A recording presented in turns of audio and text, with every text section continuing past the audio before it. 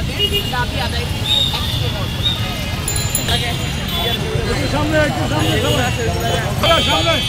পদত্যাগ শিক্ষার্থীদের সাথে সংহতি জানাতে তাদের মূলত এই কর্মসূচি তারা এখানে একত্রিত হয়েছেন কুয়েট ভিসির হামলা হয়েছে। এখন যেটা হচ্ছে যে ভিসি পাশে তার দলীয় যে শক্তি, সেই শক্তি বলে সে এখনো টিকে আছে, অথচ আন্দোলনরত শিক্ষার্থীরা তাদের ন্যায্য দাবি পূরণ করতে পারছে না।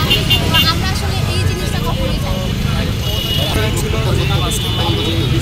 দেখা যায় কি যে এই সব করতে গেলে মূল সমস্যা হচ্ছে এই দলকানা ভিসি ইনি সন্ত্রাসীদের ইনি আশ্রয় দিচ্ছেন, তিনি তাদেরকে হল বন্ধ করছেন, সাধারণ শিক্ষার্থীদের তিনি কাজ করতেছেন। তো সেই জায়গা থেকে এই ভিসিকে যদি সহায়তা না পারি আলটিমেটলি আমরা মনে করি সুস্থ মন্ত্রী সম্ভব না।